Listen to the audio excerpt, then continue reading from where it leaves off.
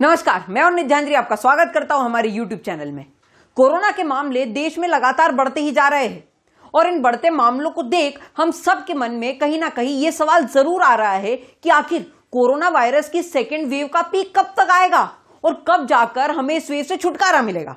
तो इस विषय पर IIT के प्रोफेसर पद्मश्री मनिंद्र अग्रवाल ने एक डिटेल्ड एनालिसिस शेयर किया है, जिसमें उन्होंने कोरोना वायरस की दूसरी और तीसरी लहर से जुड़े कई सवालों के जवाब देने की कोशिश की है। और आज की इस वीडियो में हम उन्हीं के इस एनालिसिस को आपके साथ साझा करेंगे, तो वीडियो को एंड तक देखते रहिएगा। और यदि आप चैनल पर नए हैं तो इसे सब्सक्राइब जरूर करिए।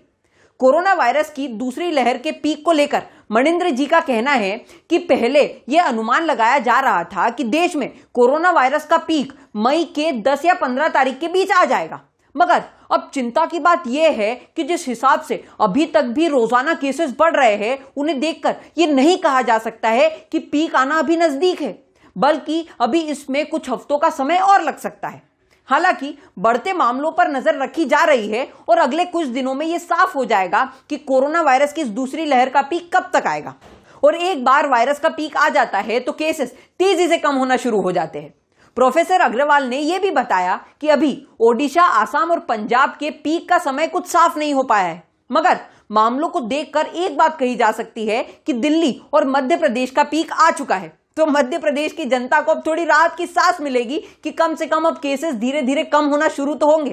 तो चलिए अब कोरोना वायरस की तीसरी लहर पर थोड़ी चर्चा कर लेते हैं। केंद्र सरकार के principal scientific adviser Vijay Raghavan ने तीसरी लहर के बारे में आशंका जताई है और इस बात पर प्रोफेसर मनिंद्र अग्रवाल का कहना है कि लगातार आ रहे मामलों की स्टडी कर यह कहा जा सकता है कि कोरोना वायरस की दूसरी लहर जुलाई तक खत्म हो जाएगी, मगर इस चिंता को भी नजरअंदाज नहीं किया जा सकता है कि कोरोना वायरस की तीसरी लहर देश में अक्टूबर तक दस्तक दे सकती है। वायरस की तीसरी लहर पर उनका कहना है कि यह सामान्य लहर हो सकती है, लेकिन यह कई चीजों पर डिपेंड करता है, इसलिए हमें अपनी तरफ से हर परिस्थिति के लिए तैयार रहना चाहिए। उनका कहना है कि यदि हम 3 बातों पर ध्यान देंगे तो तीसरी लहर के असर को कम किया जा सकता है, और उन 3 में से सबसे पहली बात तो यह है कि हमें सितंबर अक्टूबर तक देश की ज्यादा से ज्यादा आबादी को वैक्सीनेट कर देना चाहिए, क्योंकि एक बार जब आबादी वैक्सीनेट हो जाती है तो उनके अंदर एक हर्ड इम्यूनिटी डेवलप होती है। उसके बाद जितने भी नए वेरिएंट्स या फिर कोरोना वायरस के अलग अलग प्रकार यदि जन्म लेते भी है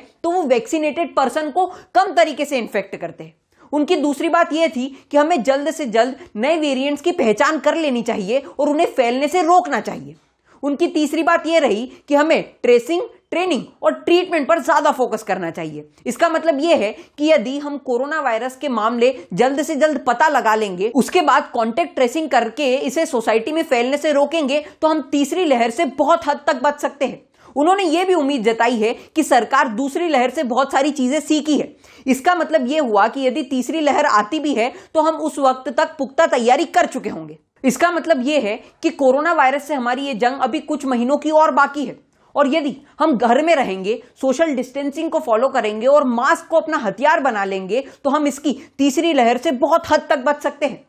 तो आज की इस चर्चा को मैं यहीं विराम दूंगा और उम्मीद करता हूं आपको ये वीडियो पसंद आया होगा, तो इसे कृपया करके लाइक कीजिए, ज्यादा से ज्यादा अपने दोस्तों के साथ शेयर कीजिए और यदि चैनल पर नए हैं तो इसे सब्सक्राइब करिएगा। धन्यवाद।